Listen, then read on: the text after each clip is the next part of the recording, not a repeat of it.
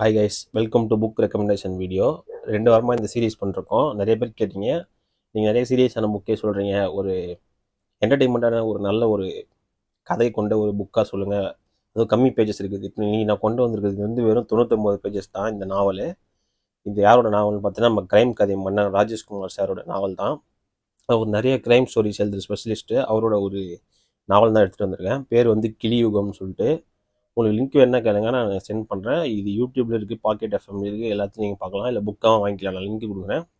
இதில் வந்து ஸ்டார்டிங்கே ஒரு மருத்துவரிடம் வந்து ஒரு மர்மமான ஒரு மனநோயாளி ஒருத்தன் வருவான். அவனை பற்றி ஆராயும் போது இந்த மருத்துவரோட வாழ்க்கையில் நடக்கிற எதிர்பாராத சம்பவங்கள், அதே மீன் டைமில் வந்து ஒரு 3 முக்கியமான ஒரு அரசாங்க அதிகாரிகள் வந்து காணாமல் போவாங்க. அவங்க மர்மமான முறையில் அவங்க எப்படி காணாமல் போனாங்க, போலீஸுக்கு ஒரு துப்பும் கிடைக்காது. இந்த 2 கதைகளும் வேறு வேறு இதில் பயணிச்சுட்ருக்கோம். ஆனால் ஒரே புள்ளியில் வந்து 2 கதையும் ஒன்றிணைப்பார் பயங்கரமான ட்விஸ்ட்டோட.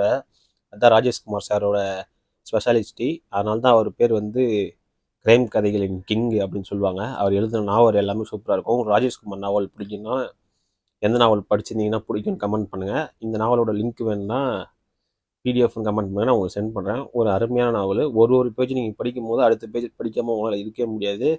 டக்குன்னு முடிச்சிருவீங்க. அதுமாதிரி பரபரன்னு ஒரு கிரைம் த்ரில்லர் படம் மாதிரியே போகக்கூடிய ஒரு நாவல் தான் கிளியுகம்.